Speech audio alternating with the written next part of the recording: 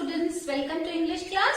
Today in this class we will read poem Sing a Song of People. This is from unit 9 of your children, this Marigold book. So let's start the poem. Sing a Song of People. Everybody seems to be in such a hurry these days. I wonder why. हर कोई इस समय बहुत जल्दी में रहता है. मुझे हैरानी होती है क्यों हर व्यक्ति इतना जल्दी में रहता है. Sing a song of people, walking fast or slow. People in the city, up and down they go. लोग जो गाना गाते हैं मीन्स जो उनकी दिनचर्या है, कैसी दिनचर्या है, तेज चलते हैं, कुछ लोग धीरे चलते हैं. कहाँ पर? शहर में. People in the city. और कहाँ जाते हैं? कुछ लोग ऊपर जाते हुए दिखाई दे रहे हैं और कुछ लोग नीचे जाते हुए दिखते हैं. People on the side walk. लोग साइड पर भी चलते हैं. लोग बस पर भी होते हैं. People on the bus. People passing in back and front of us. और जब आप सिटी में निकलते हो तो लोग आपके बगल से भी गुजरते हैं, लोग आपके पीछे से भी आते हैं और आपके आगे से भी चलते हैं. People on the Subway underneath the road. Subway कहते हैं सड़क के नीचे जो सड़क पार करने का रास्ता होता है. तो पीपल लोग सबवे पर भी होते हैं जो ग्राउंड के नीचे बना हुआ है. People riding taxis. कुछ लोग टैक्सी चलाते हैं.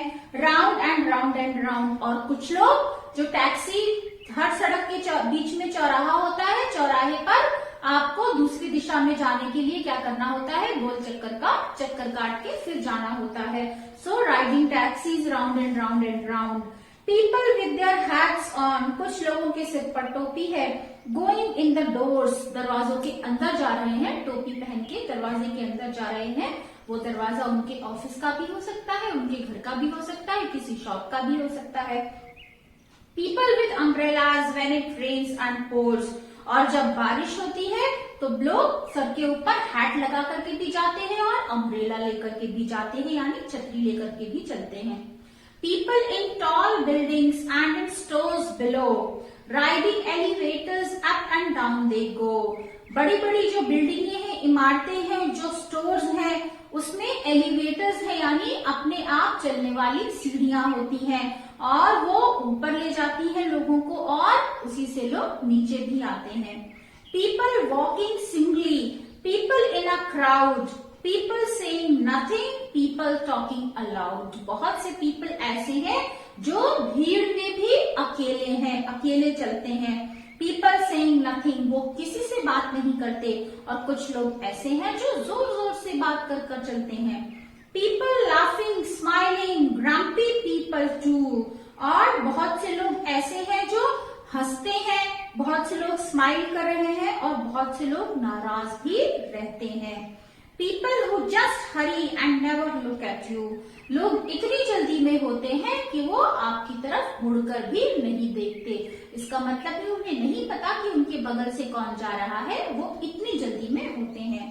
सिंग अ सॉन्ग ऑफ पीपल. ऐसे लोगों का गाना गाते हैं who like to come and go. जो आना और जाना पसंद करते हैं. Sing of city people. ये कैसे लोग हैं जो इस तरह की हरकतें करते हैं? ये शहर के लोग हैं, सिटी पीपल हैं ये. You see but never know. आपको बहुत से लोग दिखते तो हैं लेकिन आप उनमें से किसी को नहीं जानते. तो ये है शहर के मार्केट का, शहर के बाजारों का, शहर के भीड़ भाड़ वाले स्थानों का दृश्य. ऐसा ही होता है. और ये कविता लिखी है लुइस लेम्स्की ने. तो स्टूडेंट्स आइए अब इसके कुछ नए शब्द हैं उन्हें लिख लेते हैं. नए शब्द यानी जो कविता में हमने नए शब्द सीखे हैं, आइए उनके मीनिंग को समझ लेते हैं. Subway. Subway means underground passage for people to cross. सड़क को पार करने के लिए जो सड़क के नीचे से रास्ता बनाया जाता है उसको सबवे कहते हैं, जिससे लोग आराम से भीड़ भाड़ से बच के सड़क को पार कर सकें. अंडरनीथ. अंडरनीथ मीन्स बिलो यानी नीचे. एलिवेटर्स. एलिवेटर्स कहते हैं लिफ्ट को. आपने शॉपिंग मॉल्स में देखा होगा, सीढ़ियां होती हैं जिन पर आप केवल पैर रख देते हैं और वो आपको ऊपर ले जाती हैं और नीचे ले आती है. तो लिफ्ट उन्हें कहते हैं. लिफ्ट भी होती है और वो सीढ़ियां भी होती हैं, एलिवेटर्स. ग्रम्पी, ग्रम्पी मीन्स इल टेम्पर्ड, इल टेम्पर्ड मीन्स जो लोग कभी खुश नहीं रहते, हर छोटी छोटी बात पर नाराज हो जाते हैं। तो आइए बच्चों क्वेश्चन आंसर्स कर लेते हैं। Next is children reading is fun section. Reading is fun section जिसमें कुछ क्वेश्चन आंसर्स है, तो आइए उनके आंसर्स लिखते हैं। फर्स्ट क्वेश्चन है which modes of transport do the people use to move around in the city. City में, शहर में आसपास जाने के लिए लोग किन साधनों का प्रयोग करते हैं। तो लोग किसका प्रयोग करते हैं? People use buses, auto rickshaw, cars, scooters etcetera to move around in the city. लोग बसों का प्रयोग करते हैं, ऑटो रिक्शा का प्रयोग करते हैं, कार का प्रयोग करते हैं, स्कूटर इत्यादि साधनों का प्रयोग करते हैं शहर में इधर से उधर जाने के लिए। Question number 2, what are the things that the people carry with them while moving around. लोग जब आसपास जाते हैं तो अपने साथ किन चीजों को रखते हैं या किन चीजों को लेकर जाते हैं। पीपल कैरी बैग्स, लोग अपने साथ बैग रखते हैं। सूटकेस रखते हैं, अगर उन्हें दूर जाना है तो they will carry suitcases. Purse रखते हैं, अम्ब्रेला रखते हैं, बारिश हो रही है तो इत्यादि चीजें वो रखते हैं जब उन्हें आसपास जाना होता है। So your answer will be people carry bags, suitcases, purse, umbrella etcetera while moving around. Question number 3 is where or do you find these very busy people? ये इतने बिजी लोगों को, इतने व्यस्त लोग आपको कहाँ मिलेंगे? कहाँ मिलेंगे? We find these very busy people on roads, buses, markets, train, etc. इतने बिजी, इतने व्यस्त लोग आपको कहाँ मिलेंगे? आपको सड़कों पर मिलेंगे, बसों में मिलेंगे, आपको मार्केट्स में यानी बाजार में मिलेंगे, ट्रेन पर यानी रेलगाड़ी पर इत्यादि जगहों पर आपको इतने व्यस्त लोग मिलेंगे जो भाग दौड़ में लगे रहते हैं। Fourth question children, where have you seen crowds of people. Crowds of people यानी लोगों की भीड़ आपने कहाँ देखी है? Answer is we have seen crowds of people on the roads, streets, markets, offices, shopping malls etcetera.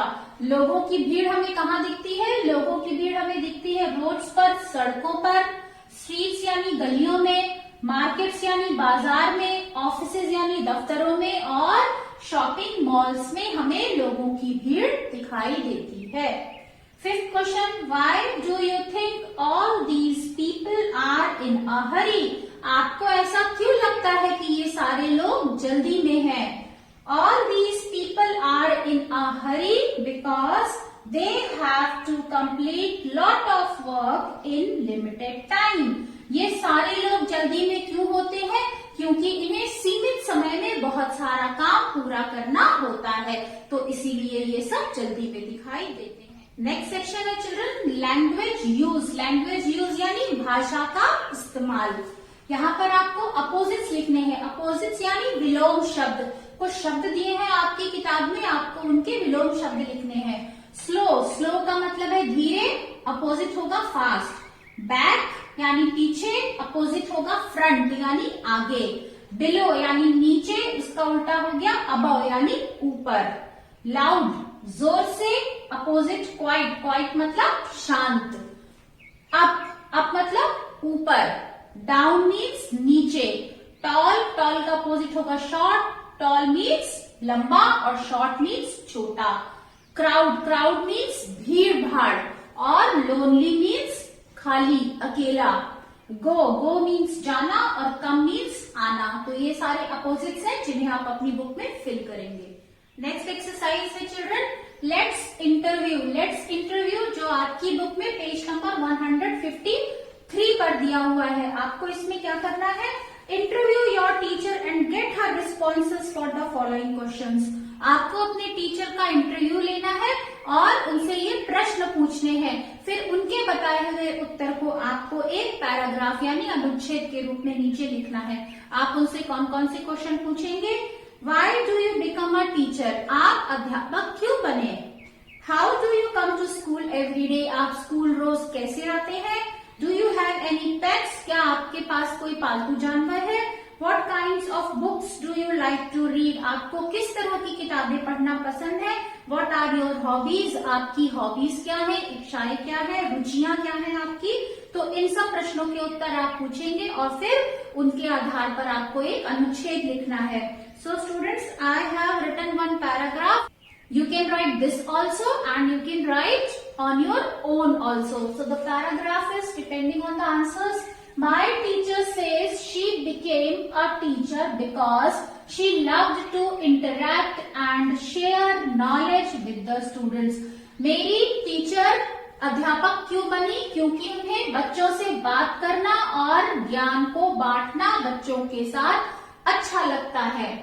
She comes to school by her own conveyance. वो रोज school अपने स्वयं के वाहन से, व्हीकल से आती है.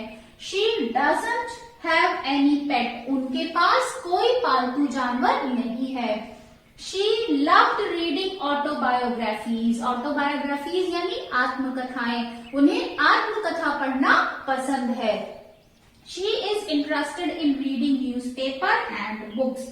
और उनकी रुचि किसमें है? उनकी रुचि न्यूज़पेपर पढ़ने में और किताबें पढ़ने में है. तो स्टूडेंट्स, ये पैराग्राफ आप लिख सकते हैं. Exercise children which is given on page number 154. A map is given. एक मैप दिया हुआ है और उस मैप को पढ़कर आपको इन पूछे गए प्रश्नों के उत्तर लिखने हैं. तो फर्स्ट क्वेश्चन है, what does the dotted line on the map show? Map में एक डॉट डॉट की लाइन है, वो क्या बताती है? तो क्या आंसर होगा? The dotted line shows the dirt road. Dirt road means कच्चा रास्ता. डॉटेड लाइन कच्चा रास्ता बताती है. वो कच्चा रास्ता कहाँ से जाता है? अजय के घर से उसके स्कूल तक जाता है. क्वेश्चन नंबर 2 है, what road would Ajay take to get to the boat club? Boat club तक जाने के लिए अजय कौन सा रास्ता लेगा? Ajay would take Kasturba Gandhi Marg to get to the boat club. आप पिक्चर में देख सकते हैं अजय के घर से बोट क्लब तक जाने के लिए जो रास्ता है उसका नाम है कस्तूरबा गांधी मार्ग. थर्ड क्वेश्चन है, what building is next to the picnic area? Picnic area के बाद में कौन सी बिल्डिंग है?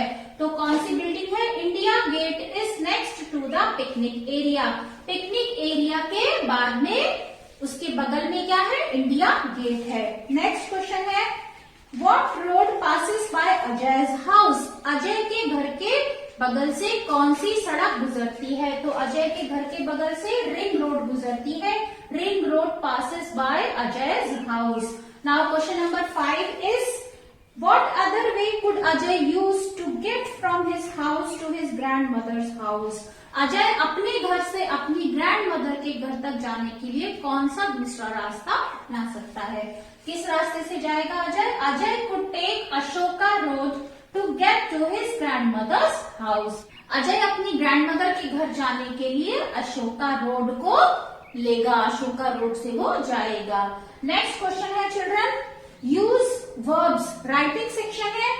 Use verbs like go, turn, cross, prepositions like across, between, in front of, beside, near, behind and write how you get home from school. आपको लिखना है कि आप घर से स्कूल कैसे जाते हैं. तो आप वहां पर क्या लिखोगे? My school is near my house. यहाँ पर आपने क्या यूज किया? near. मेरा स्कूल मेरे घर के पास है.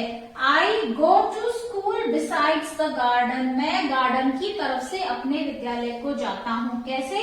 By crossing the dirt road. एक कच्चे रास्ते को पार करके मैं स्कूल जाता हूँ.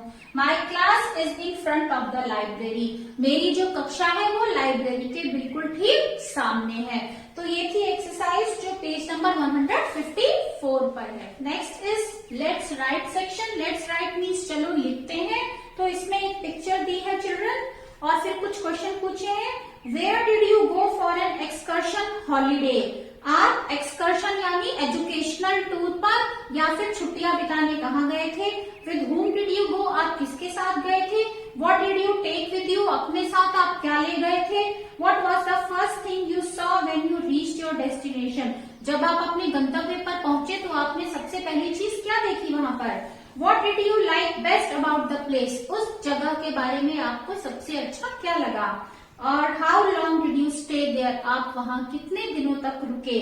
What did you miss about home? और अपने घर पे आपने सबसे ज्यादा क्या मिस किया? तो ये थे कुछ क्वेश्चन जो आप जब भी आप कहीं घूमने गए हो तो आप उनके उत्तर उसके अनुसार लिखेंगे। नेक्स्ट है make sentences using any two new words which you have learn in the lesson. कोई भी दो शब्द जो आपने इस पाठ में सीखे हैं उनके अनुसार आपको दो वाक्य बनाने हैं। जैसे city, the city was very much crowded. Then umbrella, people took umbrella in the rain. So in this way, two sentences you can make. Next is question number 3. Which do you think would be more fun? Traveling by aeroplane or sailing on a ship? Right? Why do you think so? आपको क्या लगता है कि क्या ज्यादा मजेदार होगा? Aeroplane में यानी हवाई जहाज से जाना या फिर सेलिंग ऑन अ शिप यानी समुद्र से के जहाज से जाना? तो क्या आपके लिए ज्यादा फन होगा? मैंने आंसर लिखा है स्टूडेंट्स, आप अपनी मर्जी से कोई भी आंसर लिख सकते हैं। Travelling by aeroplane would be more fun. हवाई जहाज से जाना ज्यादा मजेदार होगा। क्यों? Because it reduces our travelling time, क्योंकि ये हमारे यात्रा के समय को कम कर देता है, हमें जल्दी से पहुंचा देता है। और दूसरा क्या है? Earth looks very beautiful from height. ऊंचाई से हमारी धरती बहुत ही सुंदर दिखाई देती है। तो ये दो कारण हैं जिनकी वजह से हम एरोप्लेन यानी हवाई जहाज से जाना पसंद करेंगे। दूसरा क्वेश्चन है children, question number 4। Look at the following words. In words को देखिए, दे आर ग्रुप नेम्स। ये ग्रुप के नाम है, ये कलेक्टिव नाउन्स है। कलेक्टिव नाउन यानी जब हम ग्रुप ऑफ पीपल को एक नाम देते हैं तो उसे हम कलेक्टिव नाउन कहते हैं। जैसे group of soldiers, swarm of bees, team of players, litter of puppies, fleet of ships और लाइब्रेरी ऑफ बुक्स। तो ये सारे troop, swarm, team, litter, fleet और लाइब्रेरी ये सब कलेक्टिव नाउन है जिनको एक सिंगल यूनिट गिना जाता है। Fill in the blanks choosing group words from the box. Box में कुछ कलेक्टिव नाउन दिए हैं जिनका इस्तेमाल करके आपको ब्लैंक्स को भरना है। तो सबसे पहला क्या है? The travelers rested under the, क्या आएगा इसमें? clump of trees. clump of trees. The dash sang beautifully. यहाँ पर आप लिखेंगे choir. choir कहते हैं गाने वालों के समूह को choir. The dash of flowers was lying on the table. The bunch of flowers. bouquet of flowers भी कहा जाता है, लेकिन आपके बॉक्स में bunch लिखा है, आप bunch लिखेंगे। The bunch of flowers was lying on the table. The girl looked up at the dash of stars. stars के समूह के लिए नाम है cluster. cluster of stars. The dash of robbers escaped. The band of robbers escaped. robbers का झुंड यानी लुटेरों का झुंड भाग गया, escaped. The hunter shot at the dash of birds. hunter यानी शिकारी ने किसका शिकार किया? flock of birds. flock कहते हैं चिड़ियों के समूह को। तो इस तरह से आप इन कलेक्टिव नाउन का यूज करके इन खाली स्थान को भरेंगे। Next is 5th question children, given on page number 157. This is given on page number 157. Now what you have to do, fill in the blanks by changing the word in the brackets suitably. एक sentence है जिसमें एक blank है और blank के last में bracket में एक वर्ड है। उस वर्ड की आपको सुटेबल फॉर्म इस ब्लैंक में भरनी है। यहाँ पर आपको ly लगाना है तो ये क्या वर्ब बन जाएगा? एडवर्ब बन जाएगा। तो आपको यहाँ पर एडवर्ब भरना है।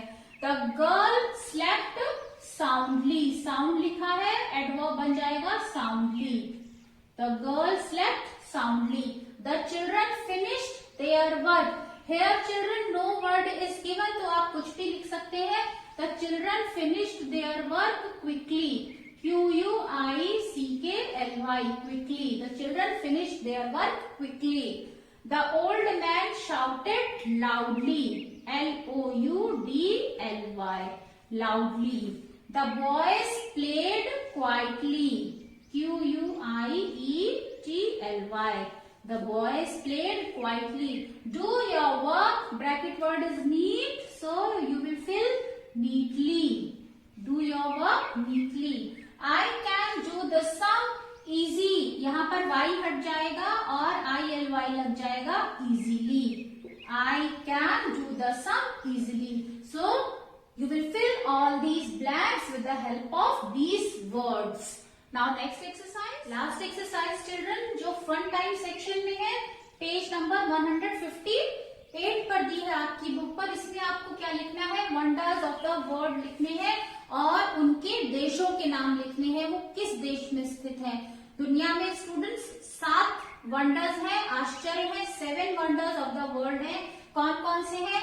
द ताजमहल. ताजमहल कहाँ पर है? सबको पता है, India. The great wall of China. The great wall of China चीन में है, चाइना. कोलोसियम. कोलोसियम इटली में है. चिचिन इट्जा. चिचिन इट्जा मैक्सिको में है. पेट्रा जॉर्डन में है. माचू पिच्चू पेरू में है. क्राइस्ट द रिडीमर ब्राजील में है. तो ये 7 वंडर्स ऑफ द वर्ल्ड है और ये उन कंट्रीज के नाम है जहां पर ये स्थित है. तो स्टूडेंट्स, इस वीडियो में हमने इस चैप्टर का एक्सप्लेनेशन किया और बुक की सारी एक्सरसाइजेस क्वेश्चन आंसर्स के साथ कंप्लीट की. उम्मीद है आपको ये वीडियो पसंद आया होगा. यदि आप किसी और चैप्टर का एक्सप्लेनेशन चाहते हैं तो कमेंट सेक्शन में मुझे जरूर लिखिए. आज के लिए इतना ही स्टूडेंट्स. मेरे चैनल को सब्सक्राइब करना मत भूलिए और लाइक बटन को प्रेस कीजिए. So till then we meet again. Bye bye.